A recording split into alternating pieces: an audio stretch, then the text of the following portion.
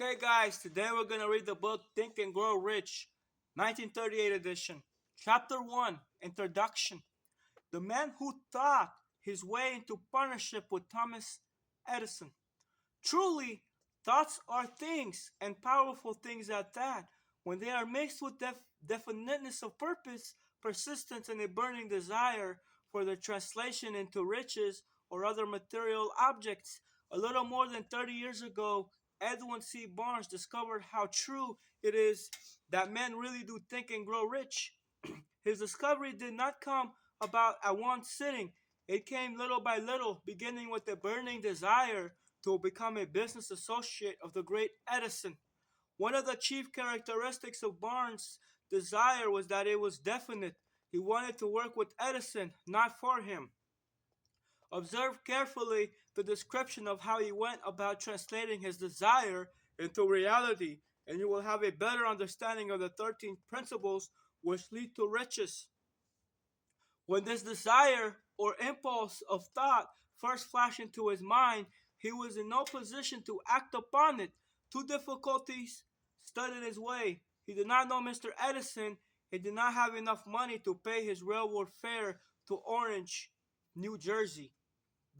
These difficulties were sufficient to have discouraged the majority of men from making any attempt to carry out the desire, but his was no ordinary desire. He was so determined to find a way to carry out his desire that he finally decided to travel by blind baggage rather than to be defeated, to be uninitiated. This means that he went to East Orange on a freight train. He presented himself at Mr. Edison's laboratory and announced he had come to go into business with the inventor. In speaking in the first meeting between Barnes and Edison, years later, Mr. Edison said, "He stood there before me looking like an ordinary tramp, but there was something in the expression of his face which conveyed the impression that he was determined to get what he had come after. I had learned from years of experience with men that when a man really desires a thing so deeply that he's willing to stake his entire fortune on a single turn of the wheel in order to get it, he is sure to win. I gave him the opportunity he asked for because I saw he had made up his mind to stand by what he said, by what I saw that he had made up his mind to stand by until he succeeded. Subsequent events proved that no mistake was made. Just what young Barnes said to Mr. Edison on that occasion was far less important than that which he thought. Edison himself said so. It could not have been the young man's appearances which got him to start in the Edison office, for that was definitely against him. It was what he thought that counted.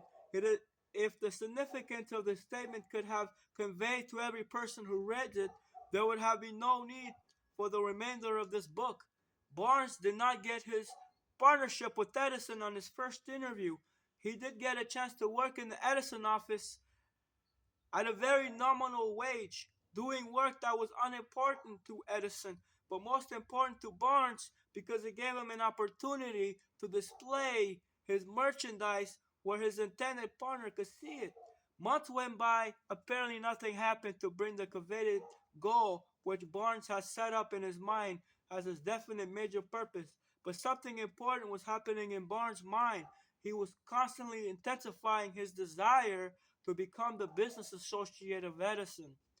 Psychologists have clearly said that when one is truly ready for a thing, it puts on its appearances. Barnes was ready for a business association with Edison. Moreover, he was determined to remain ready until he got that which he was seeking. He did not say to himself, "Oh, well, what's the use? I guess I'll change my mind and go for a salesman job." But he did say, "I came here to go into business with Edison and I'll accomplish this end if it takes the remainder of my life." He meant it. What a different story man would have to tell if they would adopt a definite purpose and stay by that purpose until it had time to becoming all consuming obsession. Maybe young Barnes did not know it at the time, but his bulldog determination, his persistence in standing back of a single desire, was destined to mow down all opposition and bring him the opportunity he was seeking. When the opportunity came, it appeared in a different form and from a different direction than Barnes had expected. That is one of the tricks of the opportunity.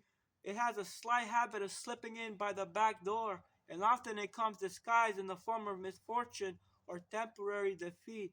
Perhaps this is why so many people fail to recognize opportunity. Mr. Edison had just perfected a new office device known at the time as the Edison dictating machine, now the Edaphone. His salesmen were not enthusiastic over the machine. They did not believe it would be sold without great effort.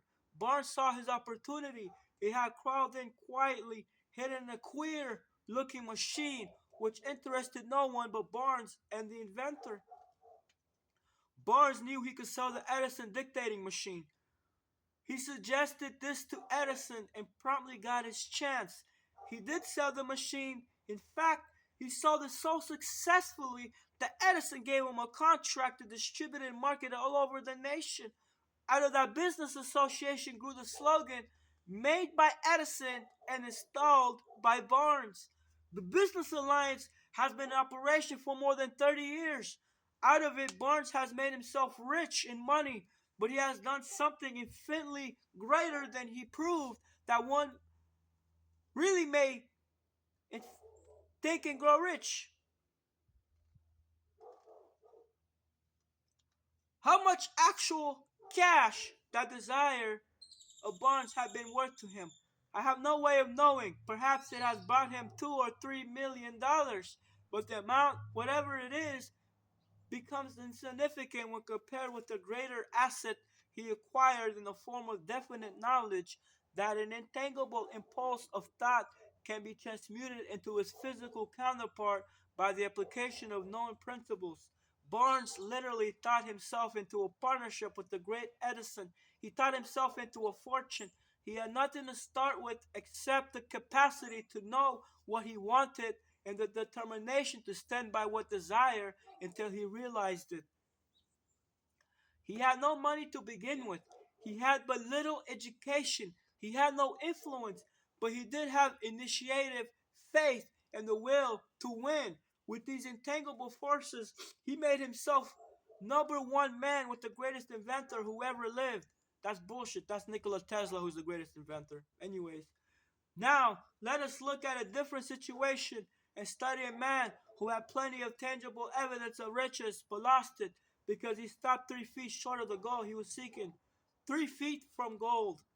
One of the most common causes of failure is the habit of quitting when no one is overtaken by temporary defeat. Every person is guilty of this mistake at one time or another. An uncle of R.U. Darby was caught by the gold fever in the gold rush days and went west to dig and grow rich. He had never heard that more gold has been mined from the brains of man than has ever been taken from the earth. He staked a claim and went to work with pick and shovel. The going was hard, but his lust for gold was definite. After weeks of labor, he was rewarded by the discovery of the shining ore. He needed machinery to bring the ore to the surface. Quietly, he covered up the mine, retracted his footsteps to his home in Williamsburg, Maryland, told his relatives and a few neighbors of the strike. They got together money for the needed machinery, had it shipped. The uncle and Darby went back to work the mine. The first car of ore was mined and shipped to a smelter. The returns proved that they had one of the richest mines in Colorado. A few more cars of that ore would clear the debts. Then would come the big killing and profits. Down went the drills. Up went the hopes of Darby and Uncle. Then something happened. The vein of gold ore disappeared. They had come to the end of the rainbow, and the pot of gold was no longer there. They drilled on, desperately trying to pick up the vein again, all to no avail. Finally, they decided to quit. They sold the machinery to a junk man for a few $100s and took the train back home. Some junk men are dumb, but not this one. He called in a mining engineer to look at the mine and do a little calculating. The engineer advised that the project had failed because the owners were not familiar with fault lines. His calculations show that the vein will be found just 3 feet from where the Darbys had stopped drilling. That is exactly where it was found. The junkman took millions of dollars in ore from the mine because he knew enough to seek expert counsel before giving up. Most of the money which went into the machinery was procured through the efforts of R.U. Darby, who was then a very young man. The money came from his relatives and neighbors because of their faith in him. He paid back every dollar of it, although he was years in doing so. Long afterward, Mr. Darby recoupled his loss many times over when he made the discovery that desire can be transmuted into gold. The discovery came after he went into the business of selling life insurance. Remembering that he lost a huge fortune because he stopped 3 feet from gold, Darby profited by the experience in his chosen work by the simple method of saying to himself, I stopped 3 feet from gold, but I'll never stop because men say no. When I say them to buy insurance, when I ask them to buy insurance. Darby is one of a small group of fewer than 50 men who sell more than $1 million in life insurance annually. He owes his stickability to the lesson he learned from his quitability in the gold mining business. Before success comes in any man's life, he is sure to meet with much temporary defeat and perhaps some failure. When defeat overtakes a man, the easiest and most logical thing to do is quit. That is exactly what the majority of men do. More than 500 of the most successful men in the country has ever known told the author the greatest success came just one step beyond the point at which defeat had overtaken them. Failure is a trickster with a keen sense of irony and cunning. It takes great delight in tripping one when success is almost within reach. A 50-cent lesson in persistence. Shortly after Mr. Darby received his degree from the University of Hard Knocks and had decided to profit by his experience in the gold mining business, he had the good fortune to be present on an occasion that proved to him that no does not necessarily mean no. One afternoon, he was helping his uncle grind wheat in an old-fashioned mill. The uncle operated a large farm on which a number of colored sharecrop farmers lived. Quietly, the door was opened, and a small colored child, the daughter of a tenant, walked in and took her place near the door. The uncle looked up, saw the child, and barked at her roughly. What do you want? Meekly, the child replied, My mammy sent her 50 cents. I'll not do it, the uncle retorted. Now you run out on home.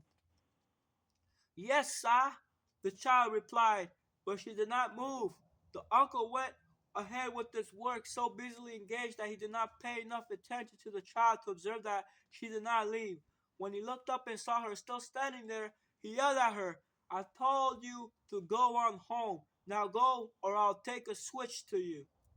We had a switch back then. The little girl said, Yes, sir, but she did not budge an inch. The uncle dropped a sack of grain he was about to pour into the mill hopper, picked up a barrel staff, and started toward the child with an expression on his face that indicated trouble.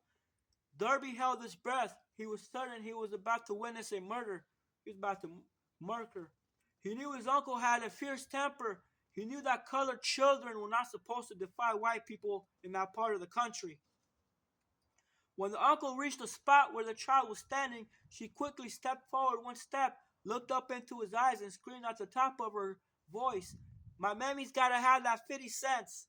The uncle stopped, looked at her for a minute, then slowly laid the barrel stave on the floor, put his hand in his pocket, took out $50 and gave it to her. The child took the money and slowly backed towards the door, never taking her eyes off the man whom she had just conquered. After she had gone, the uncle sat down on a box and looked out the window into space for more than 10 minutes. He was pondering with awe over the whipping he had just taken. Mr. Darby, too, was doing some thinking. That was the first time in all his experience that he had seen a colored child deliberately master an adult white person. How did she do it? What happened to his uncle that caused him to lose his fierceness and become as docile as a lamb? What strange power did this child use that made her master over her superior? These and other similar questions flashed into Darby's mind. But he did not find the answer until years later when he told me the story. Strangely, the story of this unusual experience was told to the author in the old mill on the very spot where the uncle took his whipping. Strangely, too, I had devoted nearly a quarter of a century to the study of the power which enabled an ignorant, illiterate colored child to conquer an intelligent man. As we stood there in that musty old mill, Mr. Darby repeated the story of the unusual conquest and finished by asking, "What can you make of it? What strange power did that child use that so completely whipped my uncle?" The answer to his question will be found in the principles described in this book. The answer is full and complete. It contains details and instructions sufficient to enable anyone to understand and apply the same force which the little child accidentally stumbled upon. Keep your mind alert, and you will observe exactly what strange power came to the rescue of the child. You will catch a glimpse of this power in the next chapter. Somewhere in the book, you will find an idea that will quicken your receptive powers and place at your command. For your own benefit, the same irresistible power, the awareness of this power may come to you in the first chapter or it may flash into your mind in some subsequent chapters.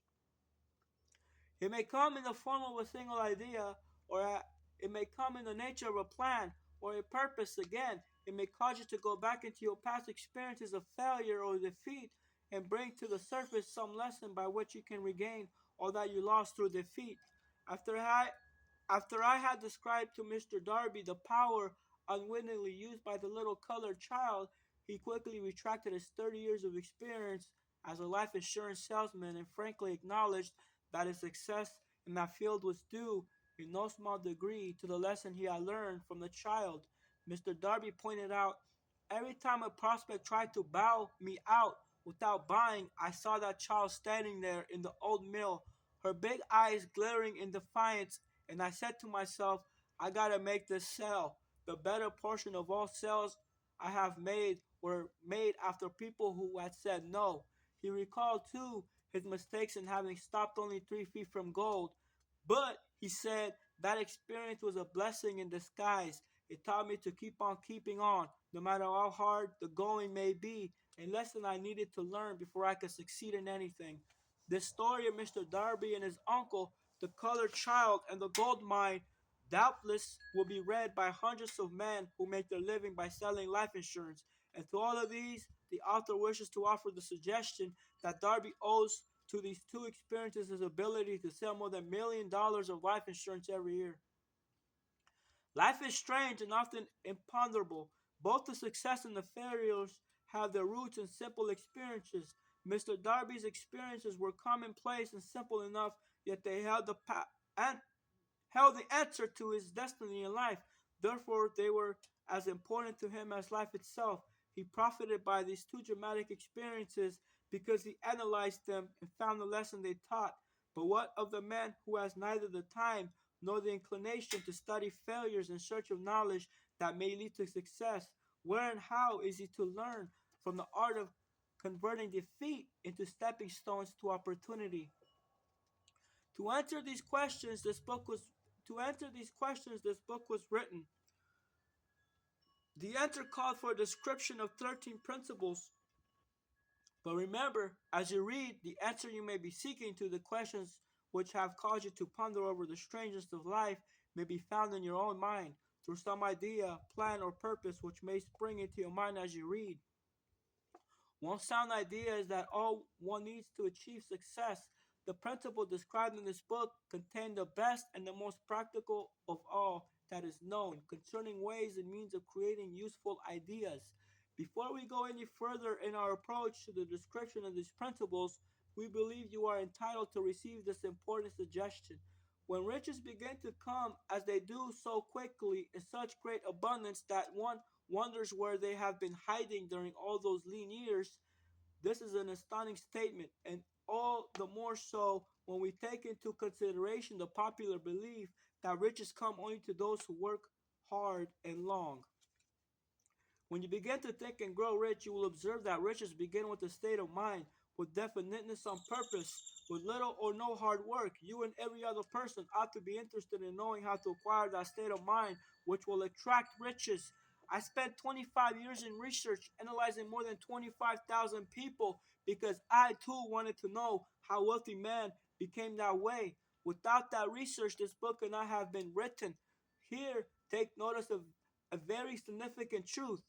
This, the business depression started in 1929 and continued on to an all-time record of destruction until sometime after President Roosevelt entered office. Then the depression began to fade into nothingness, just as an electrician in a theater raises the light so gradually that darkness is transmuted into light before you realize it, so did the spell of fear in the minds of the people gradually fade away and become faith. Observe very closely. As soon as you master the principles of this philosophy and begin to follow the instructions for applying those principles, your financial status will begin to improve and everything you touch will begin to transmute itself into an asset for your benefit. Impossible? Not at all. One of the main weaknesses of mankind is the average man's familiarity with the word impossible. He knows all the rules which will not work. He knows all the things which cannot be done. This book was written for those who seek the rules which have made others successful and are willing to stake everything on those rules. A great many years ago, I purchased a fine dictionary. The first thing I did with it was turn to the word impossible and neatly clip it out of the book. That would be an unwise thing for you to do. Success comes to those who become success conscious. Failure comes to those who would indifferently allow themselves to become failure conscious. The object of this book is to help all who seek it to learn the art of changing their minds from failure consciousness to success consciousness. Another weakness found in altogether too many people is the habit of measuring everything and everyone by their own impressions and beliefs. Who will read this will believe that no one can think and grow rich. They cannot think in terms of riches because their thought habits have been steeped in poverty, want, misery, failure, and defeat. Those unfortunate people remind me of a prominent Chinese who came to America to be educated in American ways. He attended the University of Chicago. One day, President Harper met this young Oriental on the campus, stopped to chat with him for a few minutes, and asked what he had impressed him as being the most noticeable characteristic of the American people. Why? The Chinaman explained. The queer slant of your eyes. Your eyes are off slant. What do we say about the Chinese? We refuse to believe that which we do not understand.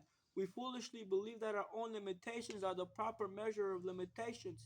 Sure, the other fellow's eyes are off slant because they are not the same as our own. Millions of people look at the achievements of Henry Ford after he has arrived and envy him because of his great fortune or luck or genius or whatever it is that they credit for Ford's fortune. Perhaps one person in every 100,000 knows the secret of Ford's success, and those who do know are too modest or too reluctant to speak of it because of its simplicity. A single transaction will illustrate the secret perfectly. A few years back, Ford decided to produce his now famous V8 motor. He chose to build an engine with the entire 8 cylinders cast in one block and instructed his engineers to produce a design for the engine. The design was placed on paper, but the engineers agreed to a man that it was simply impossible to cast an 8 cylinder gas engine block in one piece. Ford said, "Produce it anyway." But they replied, "It's impossible." "Go ahead," Ford commanded, "and stay on the job until you succeed, no matter how much time is required." The engineers went ahead. There was nothing else for them to do if they were to remain on the Ford staff. 6 months went by, nothing happened. Another 6 months passed and still nothing happened. The engineers tried every conceivable plan to carry out the orders, but the thing seemed out of the question. Impossible. At the end of the year, Ford checked with his engineers, and again they informed him that they had found no way to carry out his orders. "Go right ahead," said Ford. "I want it and I'll have it." They went ahead, and then, as if by a stroke of magic, the secret was discovered. The Ford determination had won once more. This story may not be described with minute accuracy, but the sum and substance of it is correct. Deduce from it, you who wish to think and grow rich, the secret of the Ford millions. If you can, you'll not have to look very far.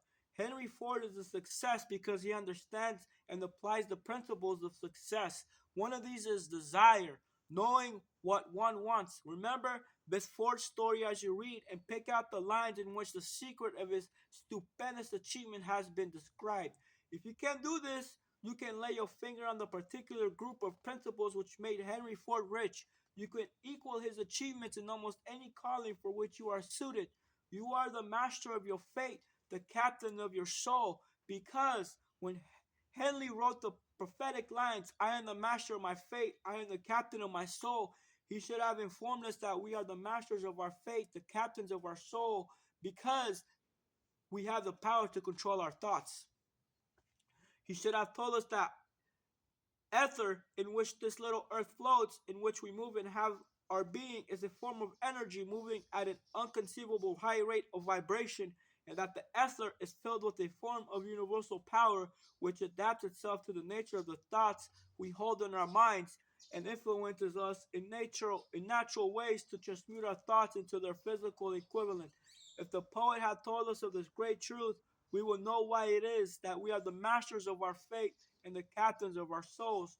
He should have told us with great emphasis that this power makes no attempt to discriminate between destructive thoughts and constructive thoughts, that it will urge us to translate into physical reality thoughts of poverty just as quickly as it will influence us to act upon thoughts of riches.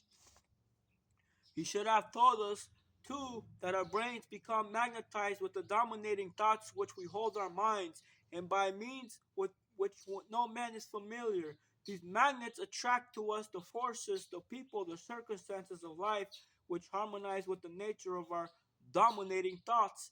He should have told us that before we can accumulate riches in great abundance, we must magnetize our minds with intense desire for riches, that we must become money conscious until the desire for money drives us to create definite plans for acquiring it. But being a poet and not a philosopher, Henley contented himself by stating a great truth in poetic form, leaving those who followed him to interpret the philosophical meaning of his lines. Little by little, the truth has unfolded itself until it now appears certain that the principles described in this book hold the secret and mastery over our economic fate. We are now ready to examine the first of these principles. Maintain a spirit of open mindedness and remember as you read, they are the invention of no man. The principles were gathered from the life experiences of more than 500 men who actually accumulated riches in huge amounts, men who began in poverty with little with but little education, without influence. The principles work for these men. You can put them to work for your own enduring benefit. You will find it easy, not hard to do. But you read the next chapter, I want you to know that it conveys factual information which might easily change your entire financial destiny, as it has so definitely brought changes of stupendous proportions to two people described. I want you to know also that the relationship between these two men and myself is such that I could have taken no liberties with the facts, even if I had wished to do so. One of them has been my closest personal friend for almost 25 years. The other is my own son. The unusual success of these two men, success which they generously accredit to the principles described in the next chapter, more than justifies this personal reference as a means of emphasizing the far flung power of this principle. Almost 15 years ago, I delivered the commencement address at Salem College, Salem, West Virginia. I emphasized the principle described in the next chapter with so much intensity that one of the members of the graduating class definitely appropriated it and made it a part of his own philosophy. The young man is now a member of Congress and an important factor in the present administration. Just before this book went to the publisher, he wrote me a letter in which he so clearly stated his opinion of the principle outlined in the next chapter that I have chosen to publish his letter as an introduction to that chapter. It gives you an idea of the rewards to come. My dear Napoleon, my service as a member of Congress having given me an insight into the problems of men and women, I am writing to offer a suggestion which may become helpful to thousands of worthy people. With apologies, I must state that the suggestion, if acted upon, will mean several years of labor and responsibility for you, but I am heartened to make the suggestion because I know your great love for rendering useful service. In 1922, you delivered the commencement address at Salem College when I was a member of the graduating class. In that address, you planted in my mind an idea which has been responsible for the opportunity I now have to serve the people of my state, and I will be responsible in a very large measure for whatever success I might have in the future. The suggestion I have in mind is that you put into a book the sum and substance of the address you delivered at Salem College, and in that way give the people of America an opportunity to profit by many years of experience and association with the man who, by their greatness, have made America the richest nation on earth. I recall as though it were yesterday the marvelous description you gave of the method by which Henry Ford, with but little schooling, without a dollar, with no influential friends, rose to great heights. I made up my mind then, even before you had finished your speech, that I would make a place for myself, no matter how many difficulties I had to surmount. Thousands of young men will finish their schooling this year, and within the next few years, every one of them will be seeking just such a message of practical encouragement as the one I received from you. They will want to know where to turn, what to do to get started in life. You can tell them because you have helped to solve the problems of so many, many people. If there is any possible ways that you can afford to render such great a service, that I may offer the suggestion that you include with every book one of your personal analysis charts in order that the purchaser of this book may have the benefit of a complete self-inventory indicating, as you indicated to me years ago, exactly what is standing in the way of success. Such a service as this, providing the readers of your book with a complete, unbiased picture of their faults and their virtues, would mean to them the differences between success and failure. The service would be priceless. Millions of people are now facing the problem of staging a comeback because of the depression, and I speak from personal experience when I say I know these earnest people will welcome the opportunity to tell you the problems and to receive your suggestions for the solution. You know the problems of those who face the necessity of beginning all over again. There are thousands of people in America today who would like to know how they can convert ideas into money, people who must start at scratch without finances and recoup their losses. If anyone can help them, you can. If you publish this book, I would like to own the first copy that comes from the press, personally autographed by you. With best wishes, believe me, cordially yours, Jennings Randolph. That was chapter 1. We will begin chapter 2 tomorrow. Let us pray. Our Father, who art in heaven, hallowed be thy name. Thy kingdom come, thy will be done on earth as it is in heaven. Give us today our daily bread. Forgive us of our trespasses as we forgive those who trespass against us. And lead us not into temptation, but deliver us from evil. In the name of the Father, the Son, and the Holy Ghost. In the name of Jesus Christ. Amen. See you guys tomorrow. God bless you. Amen.